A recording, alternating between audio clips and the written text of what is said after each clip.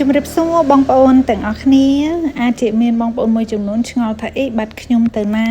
ក៏ប៉ុន្តែខ្ញុំអត់បាត់ទៅណាទេបងប្អូនគ្រាន់ថាអ្នកដែលតាមដានវីដេអូរបស់ខ្ញុំដឹងថាខ្ញុំមានផ្ទៃពោះប៉ុន្តែខ្ញុំអត់ទាន់សម្រាលទេខ្ទួងសម្រាលខែក្រោយអញ្ចឹងណាបងប្អូនដោយសារតែខ្ញុំមានផ្ទៃពោះពេលខ្លះអ្នកធ្លាប់មានផ្ទៃពោះដឹងហើយពេលខ្លះខ្ញុំអត់សូវស្រួលខ្លួនអញ្ចឹងខ្ញុំក៏សម្រាលខ្លះធ្វើវីដេអូខ្លះអញ្ចឹងណាបងប្អូនអញ្ចឹងថ្ងៃនេះដែរគឺដោយសារប្តីរបស់ខ្ញុំគាត់ធ្វើដលងស្ងួតអញ្ចឹងណាពេលអញ្ចឹងទៅខ្ញុំក៏ថតវីដេអូឲ្យបងប្អូនមើលអញ្ចឹងថាដលងមី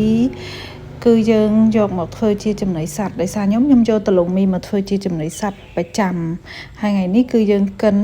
យកមកដល់យើងលាងទឹកឲ្យស្អាតណាបងប្អូនហើយយើងកិនវារួចហើយបានយើងលាតសណ្ដិលវាពេលស្ងួតគឺយើងអាចយកវាទៅលាយជាមួយចំណីសត្វបានតែម្ដងអញ្ចឹងឬក៏ធ្វើជាដំឡូងមីស្ងួតផ្អាប់ឲ្យជ្រូកស៊ីឲ្យមាន់ឲ្យទាតាមតែបងប្អូនចិញ្ចឹមអញ្ចឹងវាប្រាប់បានគ្រប់ប្រភេទសត្វទាំងអស់អញ្ចឹងណាបងប្អូនមួយទៀតបងប្អូនអាចជាមួយរយៈទៅមុខទៀតអញ្ចឹងខ្ញុំអត់សូវបានធ្វើវីដេអូទេដោយសារតែខ្ញុំចិត្តដល់ថ្ងៃសម្រាលហើយពេលសម្រាលហើយបងប្អូននារីដឹងហើយមែនទេថាយើងត្រូវមើលថែរក្សាកូនមើលថែខ្លួនឯងតើតើខ្ញុំអាចរឹងមាំបានខ្ញុំអាចត្រឡប់មកធ្វើវីដេអូបានប៉ុន្តែខ្ញុំនៅតែមានគោលដៅនឹងការចែករំលែកវីដេអូល្អៗឲ្យបងប្អូននិងចំណេះដឹងដែលខ្ញុំមានតាក់ទងទៅនឹងការចិញ្ចឹមសត្វអញ្ចឹងណាបងប្អូនហើយមួយទៀតបងប្អូនអាចតាមដាន YouTube Channel របស់ប្តីរបស់ខ្ញុំបានណាបងប្អូនគាត់មាន YouTube Channel ដោយសារគាត់ចែករំលែកដែរចែករំលែកតាក់ទងការចិញ្ចឹមសត្វតែពួកយើងទាំងពីរនាក់ហ្នឹងគឺយើងបានរៀនចប់ថ្នាក់បញ្ញាបត្រការផលិតសត្វដូចគ្នាបងប្អូនអញ្ចឹងបងប្អូនអាចតាមដាន YouTube Channel ខ្ញុំក៏បាន Page ខ្ញុំក៏បាន YouTube Channel គាត់ក៏បានដែរបងប្អូនយើងចែករំលែកចំណេះដឹងចិញ្ចឹមសត្វដូចគ្នាតែក្នុងរយៈពេលនេះគាត់អាចមានពេលវេលា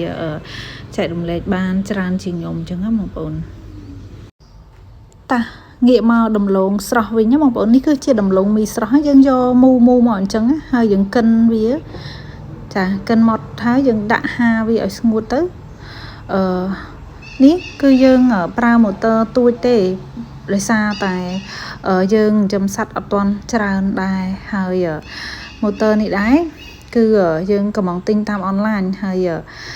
យើងយកមកឆ្នៃបងប្អូនយកមកឆ្នៃបន្ថែមទៀតព្រោះទិញមកមានតែម៉ូទ័រឯងអត់មានធុងទេតាមអនឡាញណាពេលអញ្ចឹងនេះម៉ូទ័របែបហ្នឹងអញ្ចឹងសម្រាប់អ្នកដែលគាត់កតាំងអត់មានដើមទុននៃការចិញ្ចឹមសត្វបងប្អូនអាចចាប់ផ្ដើមដូចខ្ញុំបានដោយសារខ្ញុំក៏អត់មានដើមទុនអីច្រើនដែរបងប្អូនប៉ុន្តែយើងធ្វើវាដោយសារយើងមានការចូលចិត្តស្រឡាញ់ផ្នែកវិស័យការចិញ្ចឹមសត្វនេះបងប្អូនអានេះគឺជ្រូករបស់ខ្ញុំណានៅសល់មួយក្បាលដោយសារតែអាមុនខ្ញុំលក់អស់ហើយខ្ញុំទុកធ្វើពូជមួយក្បាលហើយមួយក្បាលនេះគឺខ្ញុំត្រៀមបង្កាត់ពូជបែបសុបនិមិត្តតែតំបន់នេះប្រជាជនភាគច្រើនគឺគាត់អត់បង្កាត់បែបសុបនិមិត្តទេបងប្អូនអញ្ចឹងខ្ញុំចង់យកចំណេះដឹងដែលខ្ញុំមានជាមួយប្តីរបស់ខ្ញុំហ្នឹងគឺយើងយកមកបង្កាត់បែបសុបនិមិត្តឲ្យគាត់បានឃើញអញ្ចឹងណា